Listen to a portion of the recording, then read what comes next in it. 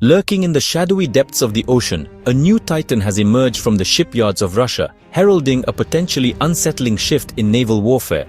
The K-329 Belgorod is not merely another submarine. It is a vessel of unprecedented scale and purpose, a true behemoth of the seas.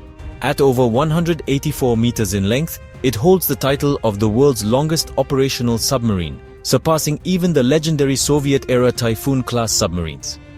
Commissioned into the Russian Navy on the 8th of July 2022, its arrival on the world stage has been met with a mixture of awe and profound concern amongst military analysts and strategists alike. This is a submarine built for a new age of conflict, one that blends strategic deterrence with covert, special-purpose missions. The Belgorod's immense size is a direct consequence of its unique and dual-faceted mission profile. It was originally laid down in 1992 as an Oscar II-class cruise missile submarine, a formidable vessel in its own right. However, following the collapse of the Soviet Union, construction was halted for nearly 2 decades.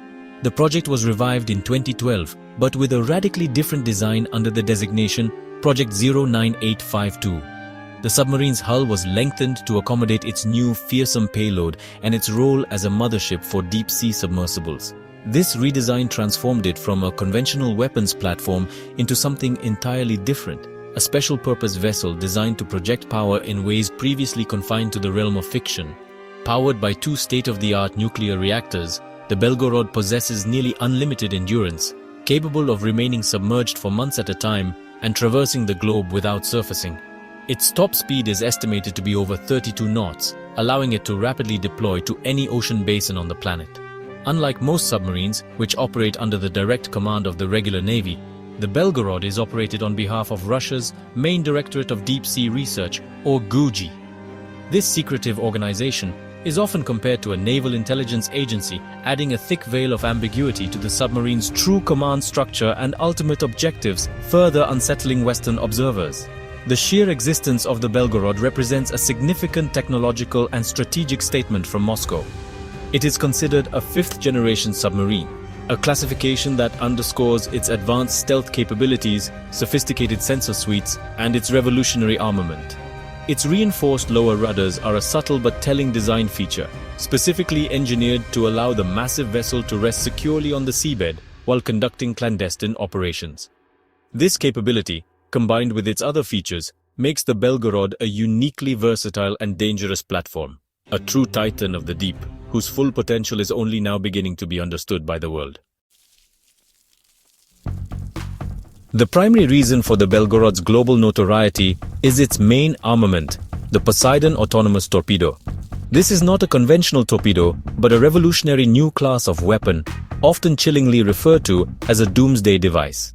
The Poseidon is, in essence, a large nuclear-powered unmanned underwater vehicle armed with a multi-megaton thermonuclear warhead.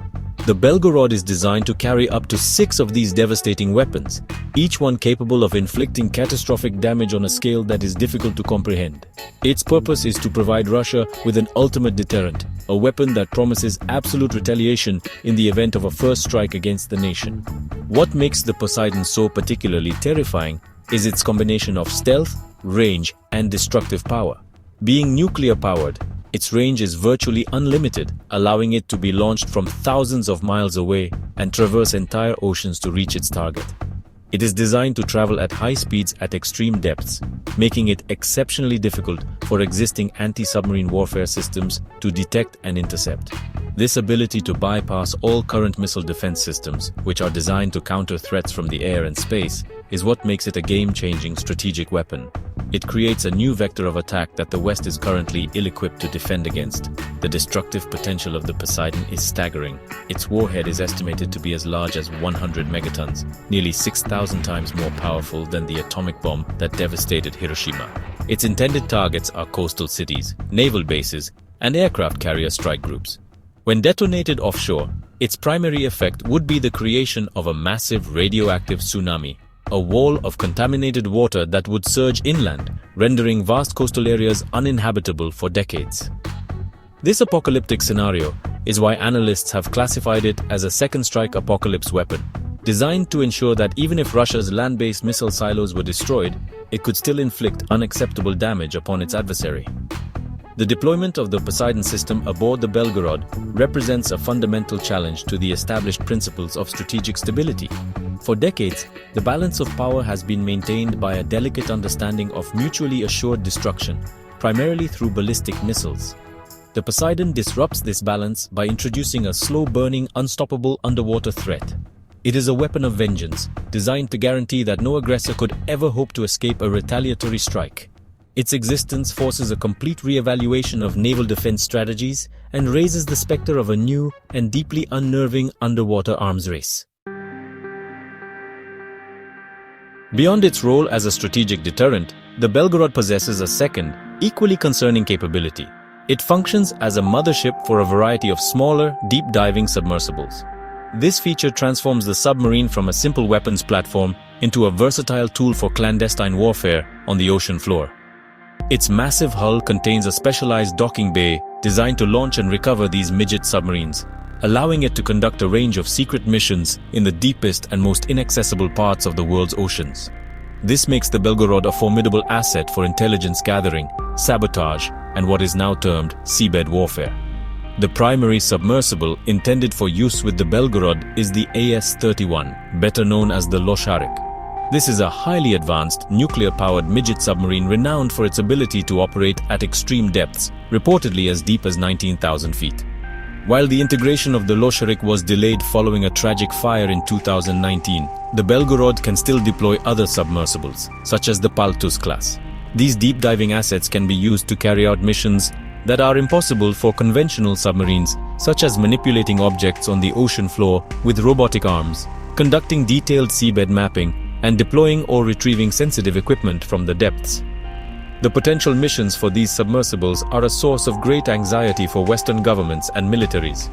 A primary concern is their ability to interfere with the critical infrastructure that lies on the seabed. This includes the vast network of undersea fiber optic cables that carry over 95% of global internet and communications traffic. By tapping or severing these cables, the Belgorod could disrupt global finance, cripple communications, and sow chaos across entire continents.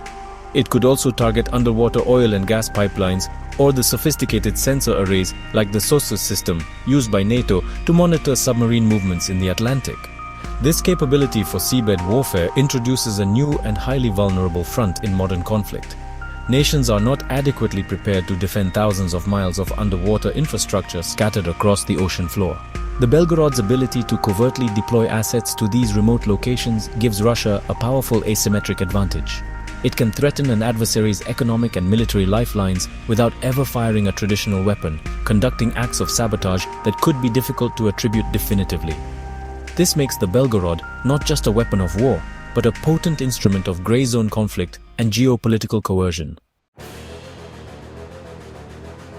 The commissioning of the Belgorod and its Poseidon torpedoes marks a profound and unsettling turning point for global security. Military experts are deeply worried because this single submarine fundamentally alters the strategic landscape. For decades, the focus of nuclear deterrence has been on speed, the ability to detect and react to a missile launch within minutes. The Belgorod introduces a slow-motion stealthy threat that renders many of those established defense doctrines obsolete.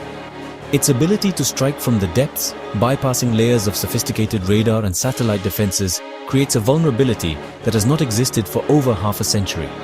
This new reality is forcing a major strategic rethink in Western capitals. The Belgorod represents a significant leap in autonomous undersea warfare, an area where Russia is perceived to be outpacing NATO.